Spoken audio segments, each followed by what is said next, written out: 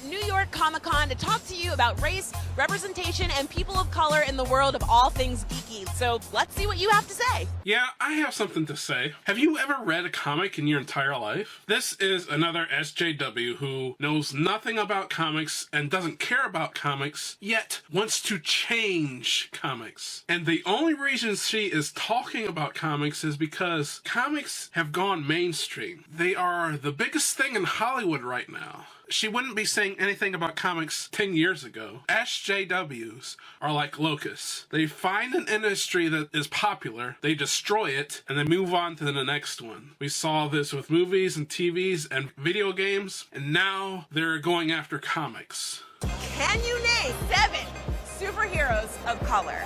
First, look at the people she cherry-picked here. All of them are diverse, which means no straight white men allowed. Okay, looks like you got a Hispanic man. By the way, Quail Man from Doug is not a comic book character. You have an Asian man with a gender-bending Wonder Woman costume. By the way, there is a Wonder Man, and I guarantee this guy did not know this. And you got a, I'm guessing, Hispanic?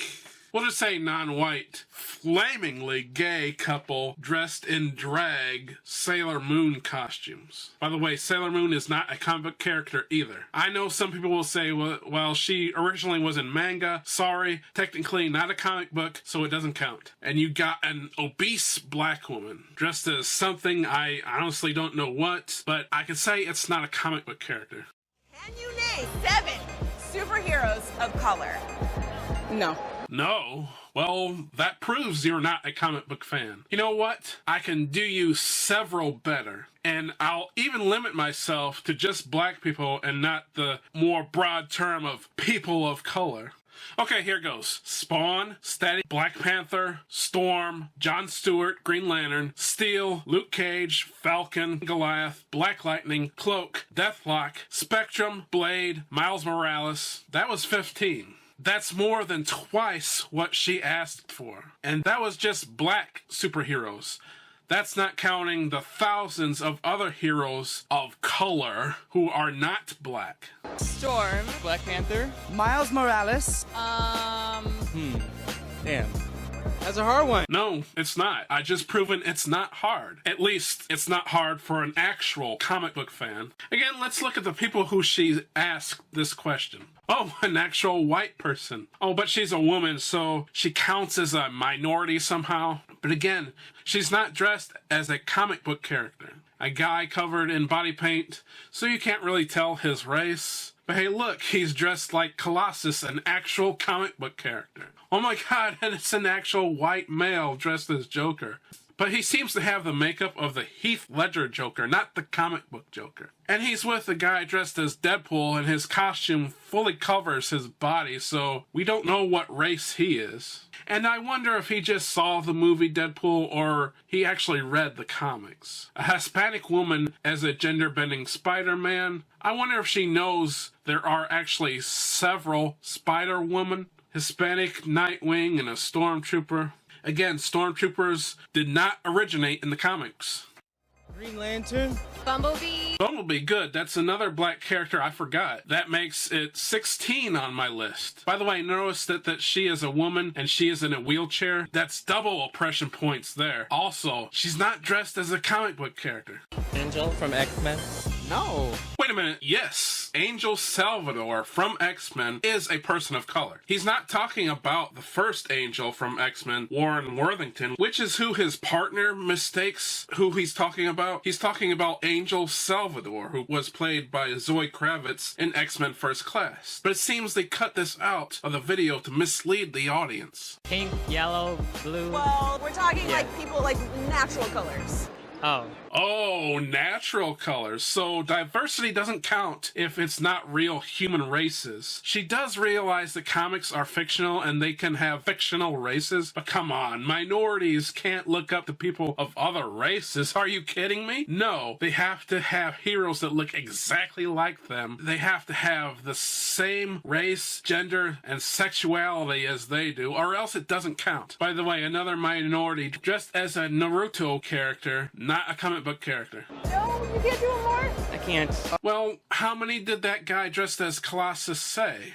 He could have said way more than 7, but since this video is heavily edited, we'll never know. And they don't want you to know. I find it hard to believe that a supposed X-Men fan, X-Men being one of the most diverse teams in comics, can't name 7 heroes of color. I can probably name 7 on the X-Men team alone. Okay, Storm, Jubilee, Thunderbird, Psylocke, Warpath, Bishop, Forge, and I can go on. That is 7 in X-Men alone. Either this guy is not a fan of the X-Men, or they edited out his answers. Why do you think this is so difficult?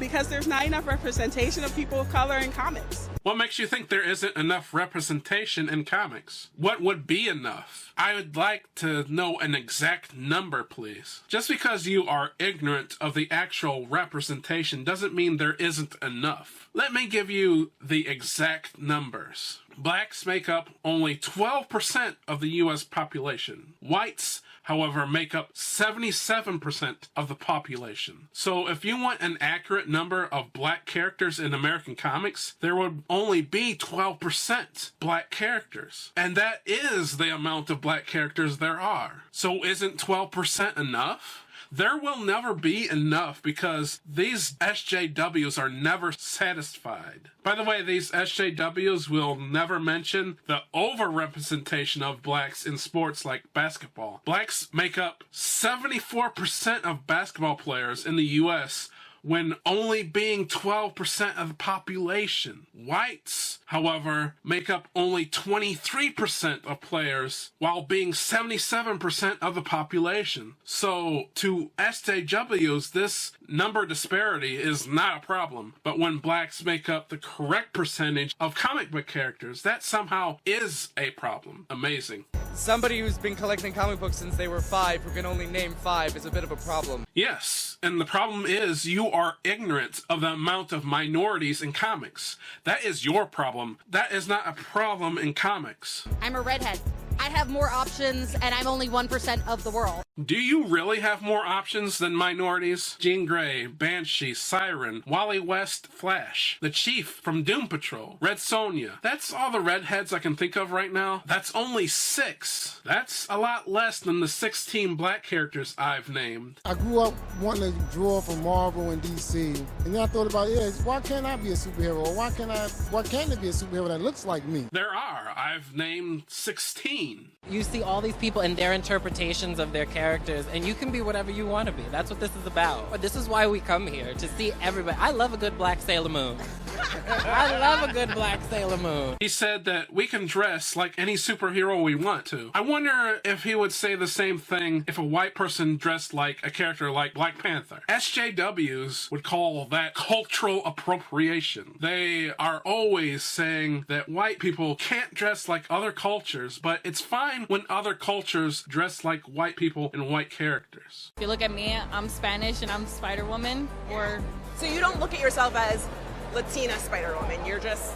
Spider-Woman. No, she's not dressed like Spider-Woman. She's dressed like Spider-Man. Spider-Woman's costume doesn't look like that. I can almost guarantee that she doesn't even know that there are several Spider-Women. Fandoms actually are much more accepting for the expression of what it is. I get a lot of people who are like, yo, we should make something for your chair, because there's not a lot of characters that are disabled. Let's see, Professor X, Daredevil, Captain Marvel Jr., Freddie Freeman, the Chief from Doom Patrol, Silhouette, another minority, and that's just off the top of my head. Yes, that is very few, but they do exist, and there are still way more black characters than disabled people. When we've talked about the possibility of changing the race of some characters that everyone knows, sometimes people get really upset about that. That's ironic, since black people get upset when they change a black character to white. They call that whitewashing, and they say that's very bad. But for some reason, it's not bad when white characters are changed to be non-white characters. That's good for some reason. Yeah, you know, like, look, there's some traditional characters that